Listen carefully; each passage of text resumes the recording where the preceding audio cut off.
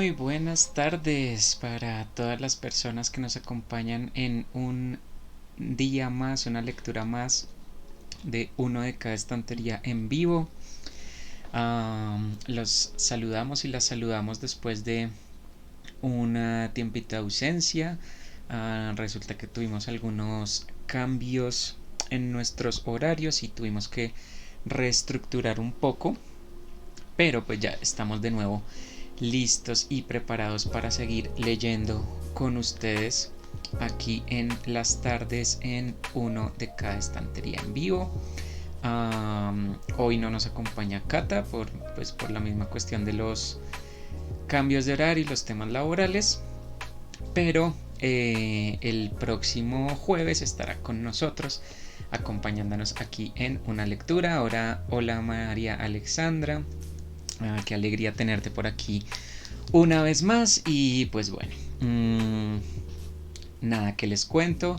Nuestras lecturas continúan, nuestros juegos también continúan.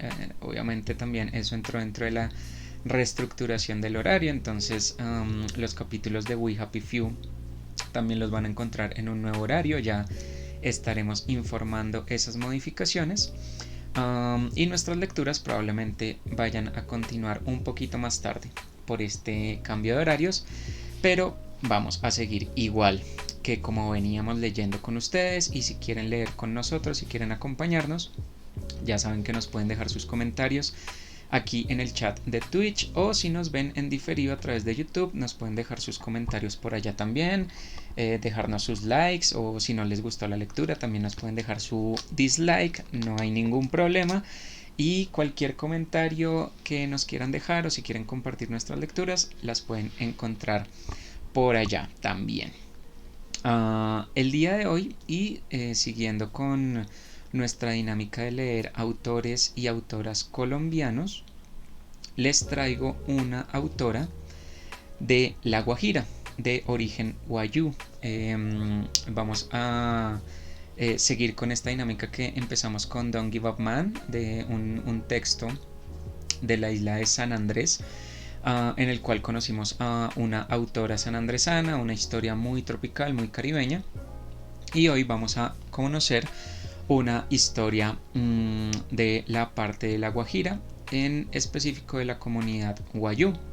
La autora que vamos a leer el día de hoy se llama, espero pronunciarlo correctamente, Vicenta Siosi o Siosi. Ella es una autora de origen wayuu, pertenece al clan Apshana y nació en Riohacha, Guajira, en el año 1995. Es una autora bastante joven.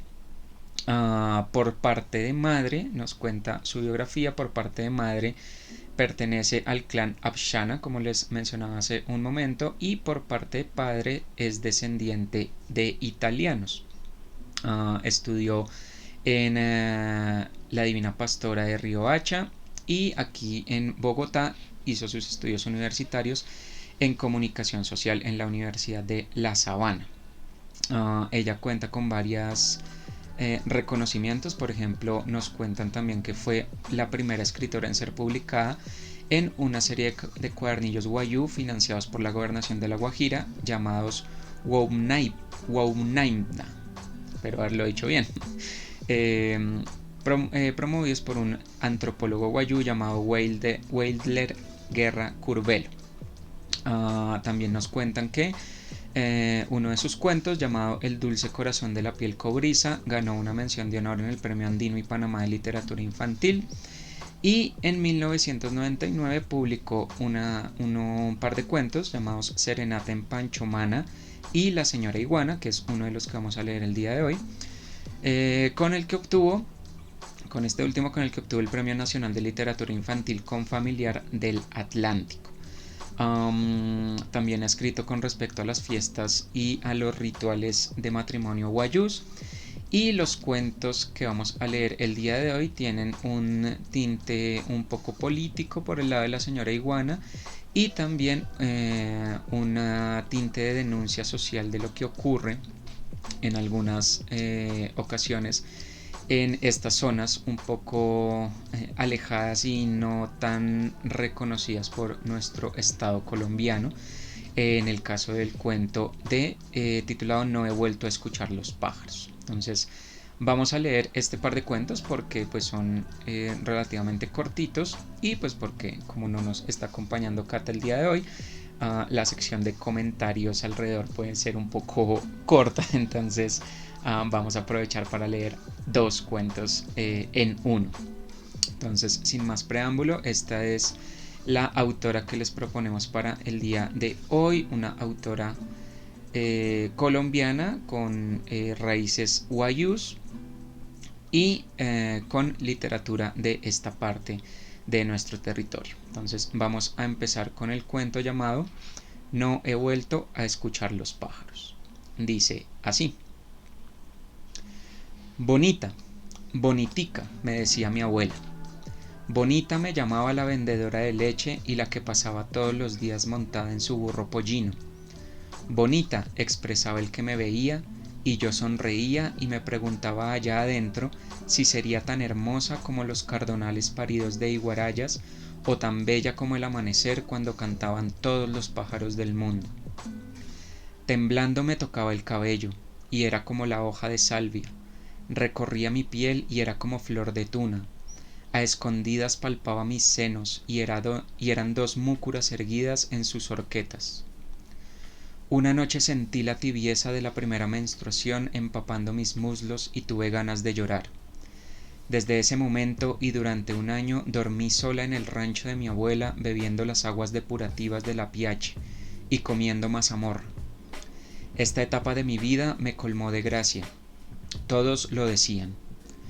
Intuía que pronto me casaría, pero allá adentro deseaba seguir acompañando a mamá a sacar agua de las cacimbas, caminar con mis primas recogiendo cerezas, ir a los bailes vestida de rojo y mirar sin cansarme el cielo sin nubes de un desierto encandelillado. Veloz llegó papá con la noticia de mi matrimonio. Pipes entregaría la dote. El día que lo conocí, allá adentro todo se volvió hielo. Me fui con él a una ranchería nueva, y esa noche un hombre de medio siglo se posó sobre mis 14 lluvias. El hombre resopló, resopló, resopló, y allá adentro sentí caer en un abismo sin fin. Como esa noche fueron todas las noches, y hasta los días se convirtieron en noche. Allá adentro quería huir, ir donde mamá, pero 1000 espíritus mugiendo leyes antiguas se sentaban frente a mí. Allá adentro hubo una guerra. Arrumé en un rincón las sombras de los muertos exigentes del cumplimiento de la ley nupcial y me fui corriendo, y mientras corría no vi los 100 pies en los dividibis, ni las culebras corales. Corrí hasta que divisé la manta floreada de mamá y me abracé a sus piernas. Ella me dio chicha y descansé en un chinchorro, pero esa misma tarde papá me sometió a la ley de los mayores y él mismo, agarrándome de la mano, me llevó donde mi esposo, y la noche fue oscura. Pipes era feliz cuando le sacaba canas y yo me sentaba junto a su chinchorro y le arrancaba su vejez con delicadeza. A veces Pipes se emborrachaba y se caía al suelo, y se caía también sobre mí, y las noches eran inacabables.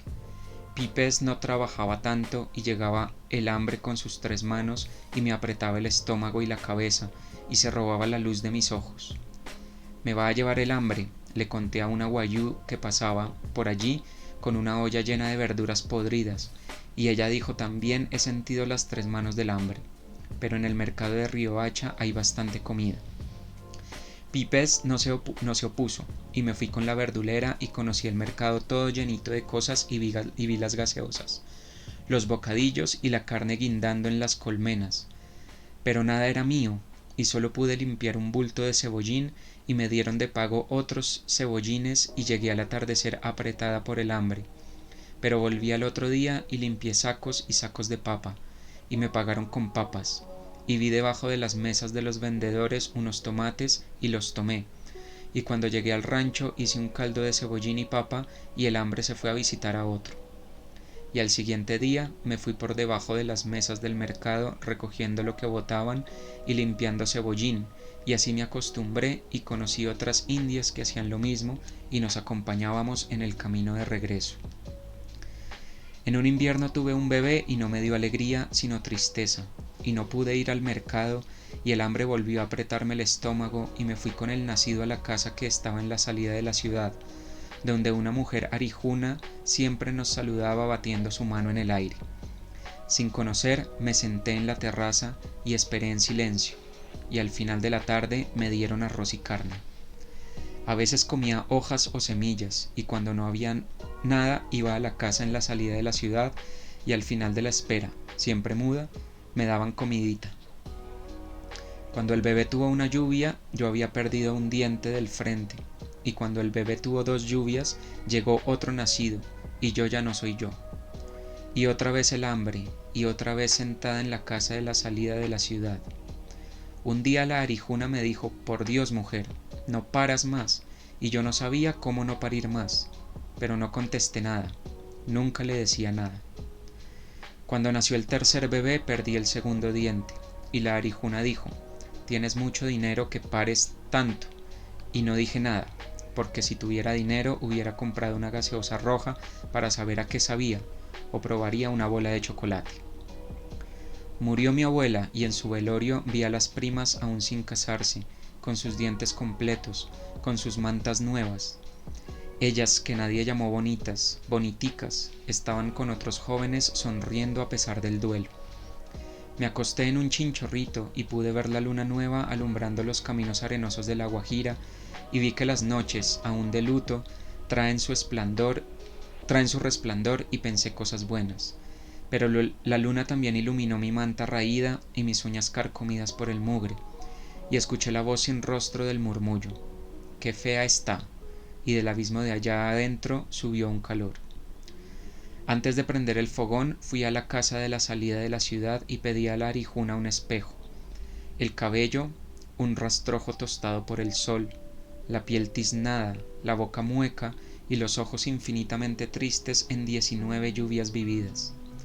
Corrí con todas mis fuerzas. ¿Huyendo de quién? De la ley, me dije. Ella ya hizo uso de ti, contestó una bandada de gallinazos, y corrí más, y mientras corría recordé que ya no me albergaba a recoger cerezas, ni había vuelto a escuchar los pájaros del mundo cantando en la aurora de los guayú, y con un dolor oprimiéndome el pecho, tuve la certeza de haber muerto la noche en que un hombre de medio siglo se posó sobre mí. Bueno, este es nuestro primer relato de la tarde. Según pues el apartado en el que está escrito, y como nos podemos dar cuenta de la historia, nos narran la tragedia que hay detrás de los matrimonios cuando las niñas son muy jóvenes, que es una especie de tradición, mal llamada tradición, muy común en ciertos lugares de La Guajira. Y pues el trasfondo de la historia es, o lo que nos cuentan con respecto a la historia es, trata sobre la maldición de nacer bonita en un sitio como este. Tristemente pues la historia no es una historia que no podamos ver en la realidad, es algo que pasa con mucha frecuencia. Para las personas que de pronto no son de Colombia, no conocen mucho esta zona, estas comunidades indígenas de La Guajira siempre han estado azotadas por el hambre y por el abandono. Hay muchas controversias con respecto a algunos como ritos alrededor de sus culturas, como este tipo de situaciones en las cuales las niñas, siendo muy pequeñas, son entregadas en matrimonio a cambio de algún tipo de dote. Y pues generalmente estos matrimonios se dan entre niñas muy pequeñas. En nuestra historia pues es una niña de 14 años, 14 lluvias como ella lo señala en la historia, con un hombre de 50. Y pues todo lo que conlleva este tipo de matrimonios, por un lado forzados y por otro lado pues de niñas tan pequeñas que terminan pues como vemos en el relato, muriendo en vida a causa de estas situaciones. Entonces Am, Me pareció, pues es un cuento bastante corto, pero pues como señala María Alexandra en el chat, es un cuento bastante fuerte, es una historia muy, muy, muy fuerte. Mm, y en cierto sentido, pues al parecer la literatura de esta autora tiene ese toque como de denuncia, de mostrar esas situaciones que tal vez no son muy agradables, pero que suceden y que es importante que pues nosotros sepamos que suceden para tratar de encontrar alguna solución para este tipo de cosas. No solo pues la cuestión del hambre que azota a estas zonas y que en el cuento también vemos un poco reflejada en esa falta de oportunidades o en ese tener que rebuscarse la comida día a día porque pues no hay de otra, sino también en esas situaciones en las cuales muchas mujeres en muchas culturas son forzadas o son obligadas a hacer cosas en especial en temas de sexuales y reproductivos que las vulneran muchas veces en más de una situación, como vemos ahí en el relato, y es algo que se ve mucho, por ejemplo, en las ciudades cuando se hablan de este tipo de comunidades. La protagonista de este cuento no solo es maltratada o no solo es violentada por el hecho de forzarla a un matrimonio con un hombre mucho mayor que ella, sino que también es violentada por la sociedad cuando le dicen, oiga, es que usted, ¿por qué se la pasa teniendo hijos?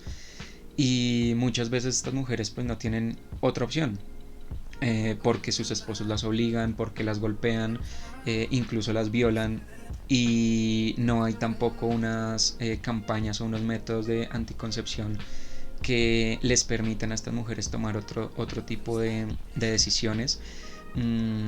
Tanto por el lado de que no existe el tema como tal, nunca se le enseña a estas comunidades o a algunas mujeres, nunca se le enseñan estos métodos, y a las que se les enseñan se les restringen porque pues el marido o el esposo o la pareja o la persona con la que están quiere tener tantos hijos como se le dé la gana. Entonces es un asunto de muchas violencias unificadas, y que muchas veces uno piensa como pues sí, la violencia sexual y la violencia en este tipo de temas hacia la mujer tiene unos claros referentes como pues obviamente los casos de violación, matrimonios forzados, este tipo de situaciones que vemos en el cuento, pero también hay otra violencia que puede que sea un poco indirecta, pero que nosotros como sociedad también ejercemos, y es hacer esos juicios sin saber qué es lo que está pasando ahí detrás. Ver a una mujer pobre o ver a una mujer en la calle con muchos niños e inmediato juzgarla, diciéndole que pues eso es culpa de ella por ponerse a tener niños, o que es su responsabilidad el no permitir que nazcan tantos niños pues en la situación en la que se encuentra. Pero muchas veces no pensamos que detrás de eso pues hay otro montón de problemas que hacen que no sea que la mujer quiera llenarse de hijos, sino que la situación es tan dura que la llevaba a eso por múltiples violencias a las que se ve expuesto. Entonces creo que es importante eh, tener eso en cuenta tanto como sociedad como país, para elaborar políticas públicas que nos permitan abordar esos temas de una mejor manera, sin revictimizar a las personas, sin revictimizar a la mujer, y pues encontrando salidas mucho más sanas para nuestra sociedad. Entonces me pareció, como les estaba diciendo, me pareció un relato fuerte, pero creo que es importante que esos temas también se pongan en la palestra pública, y con un abordaje como este, un abordaje literario, un abordaje a partir de cuentos, que también se nos muestre cómo estas situaciones afectan a gente real, cuál puede ser la historia que hay detrás de un caso como este, y cómo podemos ver otras perspectivas de estas problemáticas para pensar un poco más antes de juzgar a una persona y poder ayudar de maneras más efectivas. Por aquí María Alexandra nos cuenta eh, que son situaciones espinosas, porque está el tema de lo cultural. De hecho, hay también toda una crítica al feminismo por ser considerado feminismo blanco que no considera las voces de mujeres de culturas ancestrales o pueblos originarios. Sí, tal cual. Nos recomienda un texto llamado Mujeres Blancas buscando salvar a mujeres color café. Desigualdad, colonialismo jurídico y feminismo postcolonial de Karina Vidaseca. Sí, súper. Súper ese tipo de textos porque sí, María Alexandra tiene toda la razón. Y es un problema que eh, se ve tanto en el feminismo o en algunos feminismos como en muchas otras instancias. Uno se encuentra muchas veces, por ejemplo, a gente eh, blanca queriendo defender gente de color de una manera paternalista o de una manera condescendiente. Uno ve a ciertos feminismos como el título del texto que nos presenta María Alexandra, feminismos blancos, buscando defender otro tipo de cosas de los que tal vez no conocen mucho, muy a profundidad, o que también en estos mismos movimientos no tienen las mismas voces. Se generan otro tipo de desigualdades y de segregaciones a partir de lo que puede vivir, por ejemplo, una mujer negra en una comunidad africana en la cual se tiene una serie de ritualidades con respecto a su sexualidad que son muy diferentes a los que puede tener una mujer blanca europea o a los que puede tener una mujer indígena colombiana. Entonces, todo ese tema de la cultura y de estos rasgos de los pueblos originarios es algo que hoy en día en las ciencias sociales, pues yo no manejo mucho ese tema porque pues yo me dedico a otras cosas, pero sí lo he visto en varias instancias eh, más políticas, tristemente, que académicas. Y es este asunto que tiene que ver con la interseccionalidad y con estudios transversales que permitan abordar muchos campos con miradas diferentes. Hay personas que han satanizado esas visiones y por eso les decía que tenía más un conocimiento político que académico del asunto, porque lo que hemos visto, por ejemplo, en un país como Colombia, es que esa interseccionalidad o esa transversalidad de los estudios se ha satanizado y se ha mostrado como una manera de incluir cosas que a ciertos sectores conservadores no les agradan. Por ejemplo, incluir abordajes LGBTI en el análisis de las violencias en un país como Colombia. Es algo que, como veíamos en una de nuestras lecturas anteriores, de cómo la guerra afecta de manera diferente a personas trans y homosexuales, intersexuales, etc. Um, esos abordajes son importantes y no podemos desconocer que existen esas características o esas categorías que es importante meter dentro de los análisis y no podemos analizar a todo el mundo con las mismas reglas porque pues no tenemos las mismas reglas. Entonces, creo que es algo muy importante también de socializar, de llevar más a la sociedad, que la sociedad sepa que estos trabajos interseccionales no son caprichosos, no son relativistas, porque es otra de las acusaciones que se hace mucho y es como, entonces, esta gente lo que quiere es relativizar absolutamente todo para decir que todo está bien o que todo está mal. No necesariamente. Hay, pues obviamente como en todo, hay gente que tiende a hacer ese tipo de cosas, pero no es la regla, no es lo común. Y sí podemos estar perdiendo una visión mucho más amplia de un panorama importante a analizar por trabas o por malas informaciones que a veces vemos por ahí. Entonces yo creo que es importantísimo ese abordaje interseccional y tener en cuenta esas características propias de la cultura y sobre todo de las culturas ancestrales en países como el nuestro, en el cual hay mucha intersección de muchas comunidades diferentes. La semana anterior leíamos muchos mitos de origen de comunidades aquí en Colombia que todavía existen, todavía hay personas que pertenecen a esas comunidades y no podemos desconocer ese tipo de cosas para hacer abordajes mucho más completos y que le permitan por ejemplo, a una mujer de esta cultura conocer qué soluciones o qué medidas de respuesta puede tener ante este tipo de situaciones y evitar que por desconocer ese tipo de abordajes pues dejemos a estas mujeres relegadas, apartadas, abandonadas a su suerte y sin saber qué está pasando por allá. Entonces me parece que es un tema delicado, es un tema complicado, pero es importante tenerlo en cuenta y pues precisamente por eso me gustó este relato que pues, no, a pesar de que es crudo y de que es bastante fuerte, nos permite pensar en ese tipo de temas y nos permite tener diálogos como este, con alrededor de esas distintas apreciaciones que tenemos. Entonces, dicho esto, pasemos al segundo texto, que también es, aquí nos lo presentan de la siguiente manera. Un relato profundamente político disfrazado de literatura infantil, de la escritora guayú Vicenta María Sciossi. Se llama La señora iguana y dice así.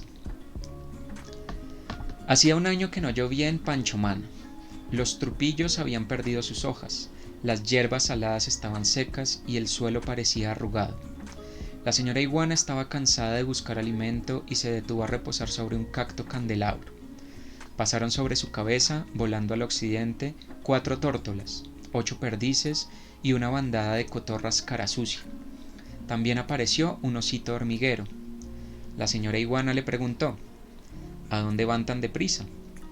A la granja de la señora Josefa. Allá hay agua y buena comida, respondió el animalito.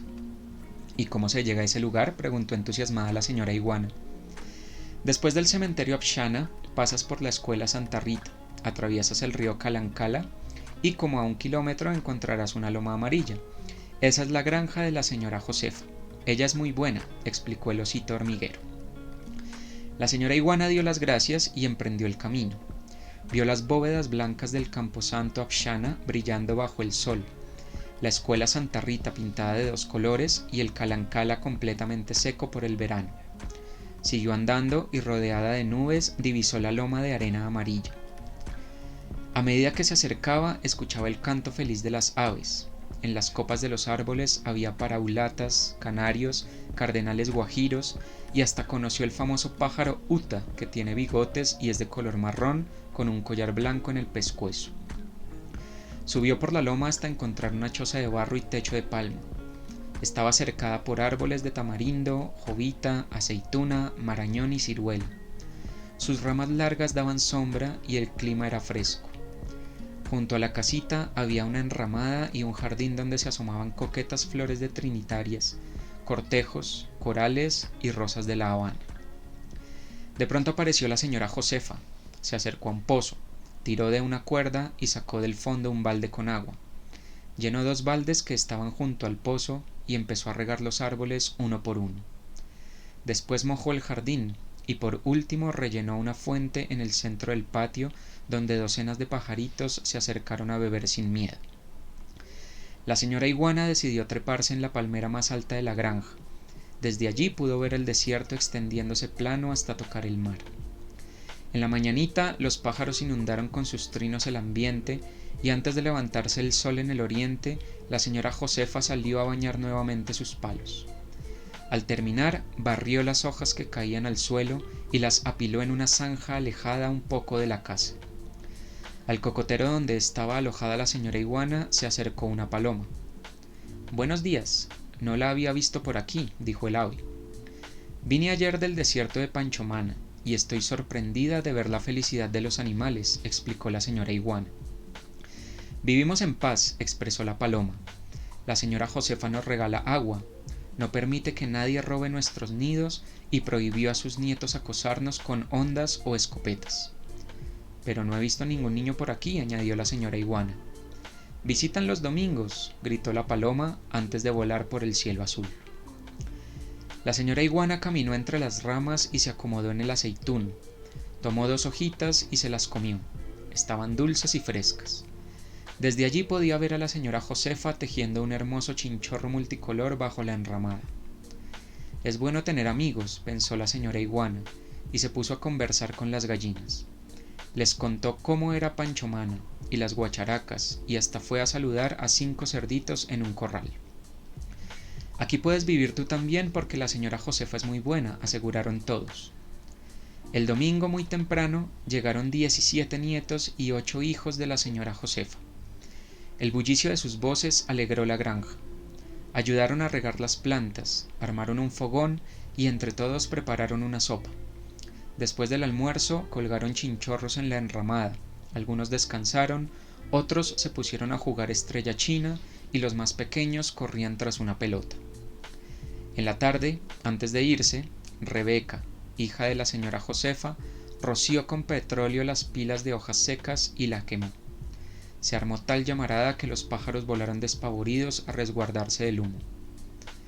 Todos los días después de regar los árboles, la señora Josefa tejía sus chinchorros multicolores. La señora Iguana le comentó al conejo gris: «Quiero aprender a tejer chinchorros para ayudar a la señora Josefa». «Tus manos son muy cortas y no podrás trenzar los hilos», dijo el conejo. «Voy a practicar», añadió la señora Iguana.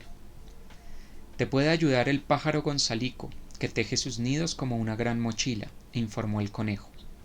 «Buena idea», concluyó la señora Iguana y salió a buscar al Gonzalico. Lo encontró acariciando sus pichones y le pidió colaboración. «Construyo mi nido con el pico, voy colocando ramita por ramita.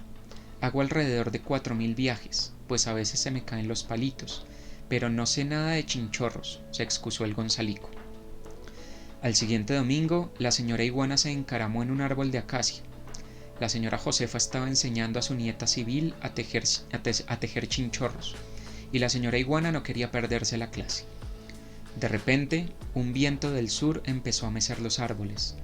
Era tan fuerte que las ramas se agachaban casi tocando el suelo. La señora Iguana, nerviosa, se agarraba con sus patas delanteras al tronco. Otra arremetida del viento del sur hizo que la señora Iguana cayera al suelo haciendo un ruido al golpear su cuerpo con la tierra. Su piel verde contrastaba con la arena amarilla. La señora Josefa la vio y lanzó un grito: «¡Mátenla o acaba mi jardín!». Al instante, los muchachos se armaron de piedras y palos. La señora Iguana corrió llena de pavor. Sentía su corazón latir apresuradamente. Las piedras le pasaban cerca de la cabeza y un palo alcanzó a herir su cola, pero no se detenía. Angustiada y sin fuerzas, se ocultó entre unos cardones. Cuando los niños se devolvieron, muy triste, la señora Iguana se puso a llorar. Decidió marcharse de la granja. Una ardilla que comía coco la llamó: «Venga usted hoy a almorzar conmigo». «No puedo, abandono la granja para siempre», respondió la señora Iguana y le narró lo sucedido. «Habla con la señora Josefa y cuéntale que tú no dañas su jardín». «Es imposible, tan pronto me vea querrá matarme». «Entonces escríbele una carta». «No sé escribir», dijo la señora Iguana. «Aprende», le animó la ardilla. Después de darle las gracias por el consejo, la señora Iguana se encaminó a la escuela Santa Rita. Con dificultad trepó por la pared, se agarró de los calados y se acomodó en la ventana. La maestra Nicolasa enseñaba las vocales a los niños. Con un mes de clases aprendería a escribir de corrido, pensó la señora Iguana. De repente, un alumno la vio y empezó a gritar: «¡Una iguana! ¡Una iguana!». Se formó tal alboroto que los niños corrían despavoridos. Los más grandes empezaron a lanzarle peñascos. Temblando de miedo, la señora Iguana subió al techo y se escondió en una gárgola. Como los estudiantes no pudieron trepar a la azotea, volvieron a su salón. Solo cuando aparecieron las estrellas en el cielo, la señora Iguana bajó del techo y se perdió en los matorrales. Triste y sola, la señora Iguana lloraba en un cacto. De pronto apareció en el camino una joven. Asustada, intentó huir, pero la chica cantaba alegre mientras tomaba unas fotografías. Le tomó fotos al cielo lleno de nubes blancas, a un rebaño de cabras, y de pronto la vio y también le tomó una foto. «¡Qué linda iguanita!», expresó la joven. La señora Iguana se alegró de que alguien no quisiera matarla y se atrevió a hablarle. «Niña, ps, ps, niña», la llamó. «Oh, puede hablar», dijo admirada la chica. «Sí, puedo, y deseo pedirle un favor de escribirme una carta». La señora Iguana contó su historia. La joven dijo que conocía a la señora Josefa y se comprometió a traer la respuesta al otro día. Sacó de su morral papel y lápiz y escribió la siguiente carta: «Señora Josefa, por favor no me mate. Yo amo la vida. Me maravilla cuando los árboles de cañaguate se visten de flores amarillas que se divisan en la distancia. Como me dijeron que usted es muy buena, voy a su jardín y tomo unas hojitas, pocas porque mi estómago es pequeño, Incluso son más las que caen a tierra y usted debe barrerlas y apilarlas, y he visto a su hija Rebeca quemarlas. Un día estaba observándola tejer sus chinchorros multicolores con deseo de ayudarla, cuando un viento del sur me tiró al suelo. Usted me vio y dijo a sus nietos: «Mátenla», y ellos me acosaron con piedras. Si hubiese sentido cómo latía mi corazón, seguramente hubiese detenido a esos muchachos. Gracias a Dios no me alcanzaron. Quiero tener hijos para asolearlos y pasearlos por las lagunas aspirando el aroma de las cerezas después de las lluvias mientras escuchamos la música de los pájaros. Por favor, no me mate. Atentamente, la señora Iguana. La señora Iguana esa noche casi no pudo dormir. ¿Qué contestaría la señora Josefa? Le preguntaba a la luna, pero la luna solo se sonreía con su cara redonda. Al mediodía llegó la muchacha. La señora Josefa te pide perdón por causarte tanto dolor y te invita para que vivas en su patio. La señora Iguana se puso contenta y emprendió el camino a la granja. Cuando llegó a la entrada, encontró un aviso grandote que decía: «Prohibido matar iguanas». Bueno, este fue nuestro segundo relato. Una historia un poco más colorida, un poco más animada. Una historia muy bonita, me pareció una historia agradable para, por un lado, pues contrastar con el ambiente un poco sombrío del otro relato, y también porque me parece que es una historia muy pertinente tanto por el lado de la fauna, por el lado de la conservación medioambiental, como por el lado pues, de esa enseñanza política que nos mencionaban al inicio, que se puede extraer de este cuento. Por el lado medioambiental, pues como veíamos en una de nuestras lecturas anteriores sobre los animales de Bogotá y dónde encontrarlos, en muchas ocasiones, y es algo que se ve en ciertos periodos del año en algunas ciudades colombianas, en las cuales aparecen animales que no son muy admirados por la población, y terminan atacándolos, cuando en realidad pues estos animales no causan ningún tipo de daño, no son peligrosos, no destruyen cosechas, no hacen ningún mal más allá de pues pasar por ahí y ya. Pero de todas maneras hay muchas cuestiones, y volvemos también con el tema de la cultura en algunos casos. Hay muchos mitos, muchas historias, mucha desinformación con respecto a algunos de estos animales, y pues terminamos viendo casos tristes en los cuales los atacan, los matan, pues les hacen mucho daño solamente porque se tiene una mala imagen de ellos. Por mencionar un par de casos que recuerdo recientemente, pues por recientemente me refiero a hace unos años, hace un tiempo.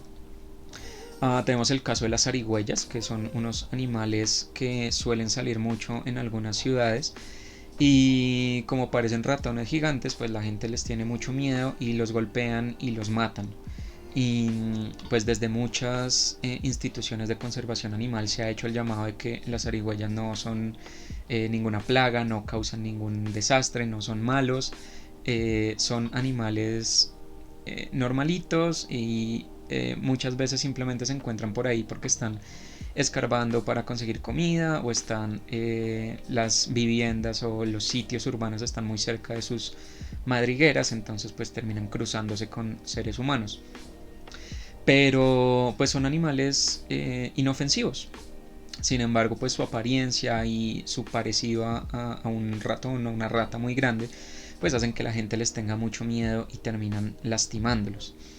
Otro ejemplo que tristemente ha sucedido mucho en nuestro país, y hace un tiempo, no recuerdo muy bien cuándo, pero fue relativamente hace poco, se dieron algunos casos también bastante tristes sobre esto. Es el caso de los búhos y las lechuzas, que también por temas culturales en algunas partes de nuestro país se asocia la presencia de estos animales con brujería, con cosas místicas, con cosas como malas. y terminan golpeando a estos animales, los queman, los lastiman, los matan, solamente porque pues está enquistada en la cultura de ciertas zonas que son animales relacionados con la magia negra, con las brujas, que son demonios o cosas por el estilo. También desde muchas instancias de conservación animal, desde muchas instituciones, desde muchas ONG, se ha hecho el llamado para que a este tipo de animales no los lastimen, no los ataquen, no los golpeen, no los maltraten, porque no tienen nada que ver con ese tipo de cosas. Eso son historias, son cuentos, son leyendas, pero nada de eso se corresponde con la realidad. Y pues en el caso de la señora iguana, que es el cuento que nos corresponde, pues también muchas veces este tipo de animales, los reptiles, algunos roedores, algunos animales que cultural y socialmente son vistos como plagas, como alimañas, como animales rastreros, como animales peligrosos, solamente por el hecho de ser reptiles o por el hecho de parecer una serpiente o algo por el estilo, pues muchas veces son lastimados, son atacados, los matan porque pues les queda más fácil simplemente sacar, no sé, un machete o sacar un palo y cogerlo a golpes, que llamar a una institución a que se lo lleve o sacarlo de la casa o atraparlo y liberarlo en una zona en la que no corra peligro ni el animal ni las personas. Entonces me pareció un cuento muy bonito precisamente porque resalta mucha de nuestra cultura y de nuestra fauna y de nuestra flora. Me gustan las descripciones que hace sí o sí sobre, por ejemplo, el modo de vida en La Guajira, la matrona que está tejiendo sus chinchorros, sus hamacas, sus mochilas guayú, con acompañada de su familia. Pues como podemos ver en este relato también las familias suelen ser muy numerosas. Aquí tenemos un reguero de nietos, un reguero de hijos. Los paisajes desérticos, para las personas que de pronto hayan visto a La Guajira a través de fotos. Yo personalmente no la conozco, no he ido, solamente la he visto a través de fotos o de videos. Es una zona desértica, o mayoritariamente desértica. Y también pues tenemos el relato de los pájaros, la variedad de fauna, la variedad de flora, la variedad de flores que podemos encontrar.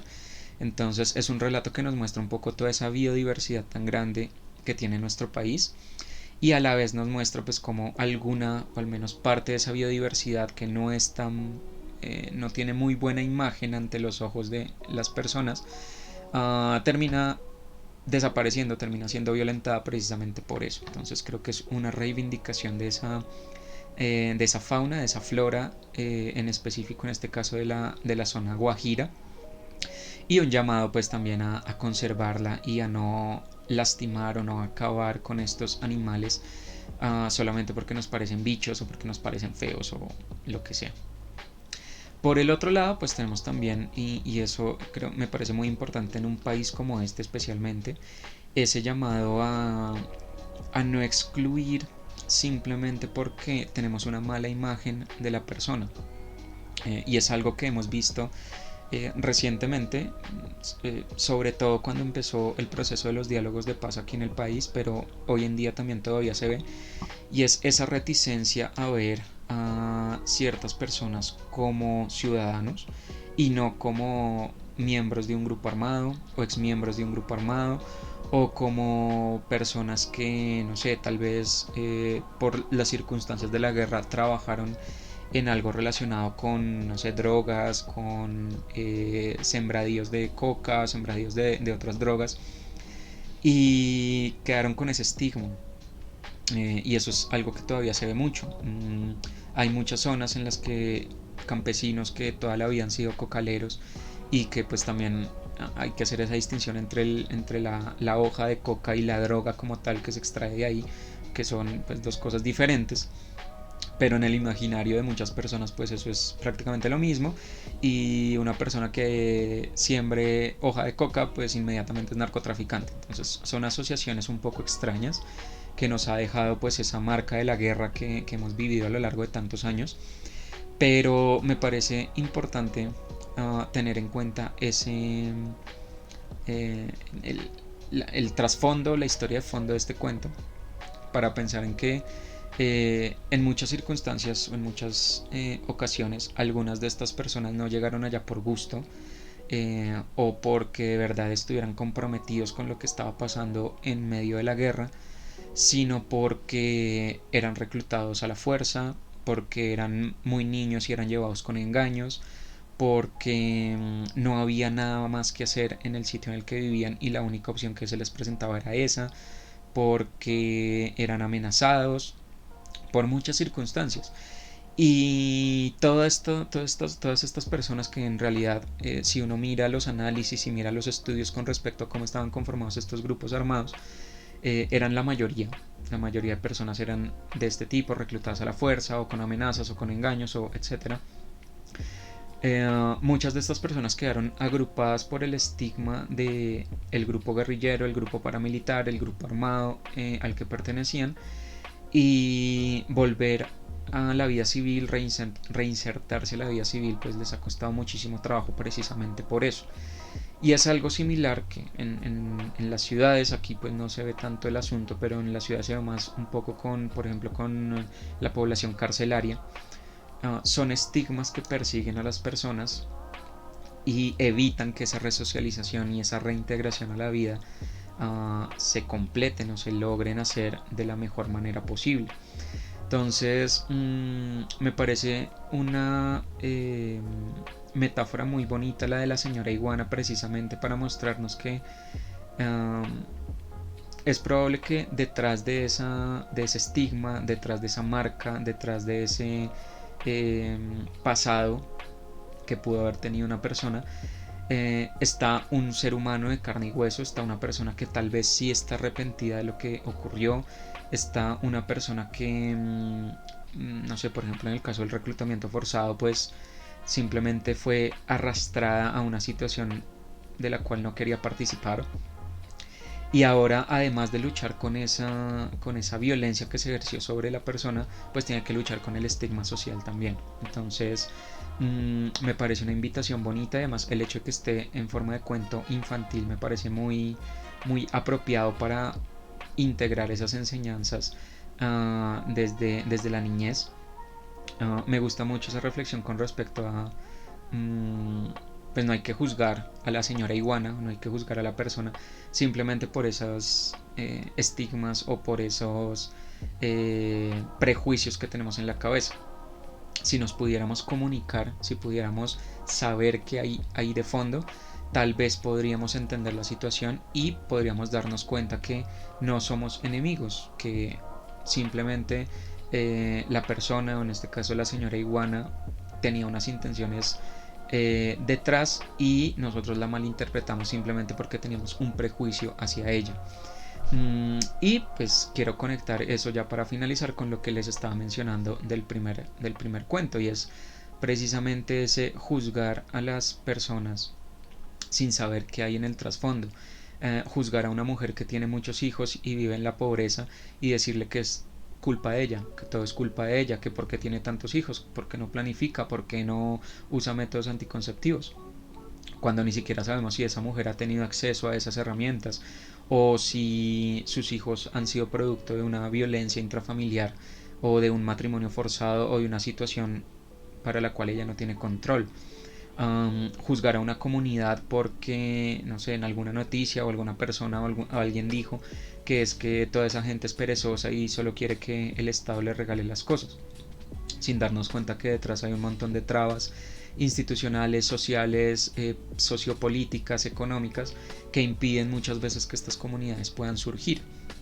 Entonces, me parece una invitación bonita, sobre todo pues en este periodo que todavía estamos viviendo en nuestro país, y teniendo en cuenta también otras situaciones como el proceso de paz que se lleva desarrollando desde hace ya unos años, la creciente polarización que se está generando en nuestro país.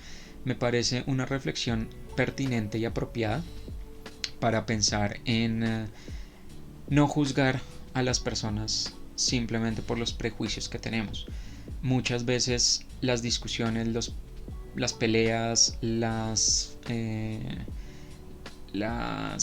tensiones que existen sean precisamente por lo que le pasaba a la señora iguana, por no poder decirle a la persona qué es lo que está pasando.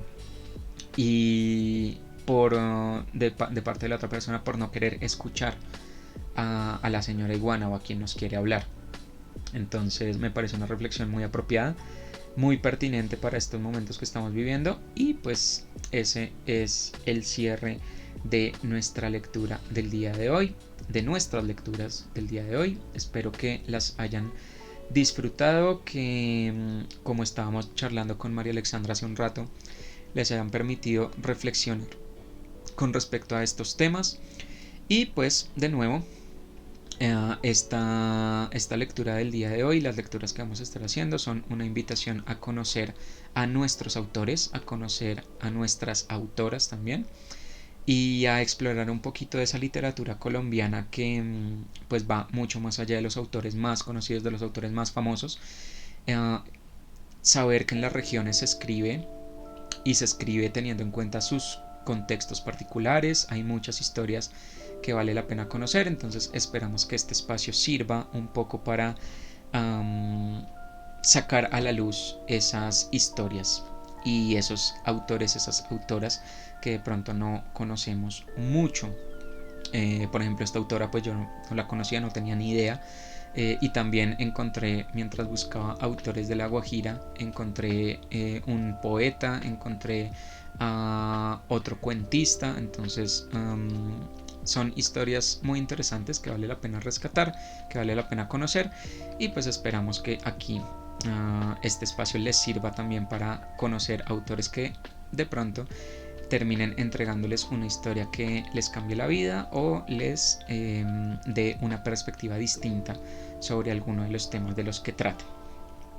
Por ahora, y para cerrar, les recuerdo que estamos en todas nuestras redes sociales, en YouTube, en el canal de Uno de Cada Estantería, donde estamos subiendo estas repeticiones por si se perdieron alguna parte o quieren revivir una lectura, nos quieren dejar un like, un dislike, quieren compartirla con sus amigos, con quien quieran. Allá nos pueden encontrar, y también nos pueden dejar sus comentarios, obviamente. Estamos en Instagram, Twitter y Facebook compartiendo constantemente información con respecto a literatura, bibliotecas, autores, autoras, convocatorias, eventos que se estén generando en torno a la lectura y a los libros o a la escritura. Entonces, si quieren enterarse de esos eventos y también de nuestros propios eventos, los invitamos a seguirnos en esas redes sociales, y también obviamente a darle al corazoncito aquí en Twitch para que estén al tanto de cuándo son nuestras próximas emisiones, ahora que volvimos con nuevos horarios, con nuevas lecturas, para que no se vayan a perder nada de lo que estamos haciendo por acá. Entonces, muchísimas gracias por haber estado acompañándome en esta tarde de lecturas. Los esperamos con Cata el próximo jueves. El jueves sí estará Cata acompañándonos en nuestro nuevo horario. Tenemos que ajustar un poco, pero en principio creo que quedó a las 7, pero no estoy seguro. Entonces lo mejor es que le den al corazoncito y nos sigan, pero de que hay lecturas, aquí vamos a seguir. Muchísimas gracias por seguirnos acompañando, gracias por estar con nosotros, por sus apoyos, y nosotros nos vemos el jueves con una nueva lectura aquí en Uno de Cada Estantería en vivo. Nos vemos en las estanterías. Chao, chao.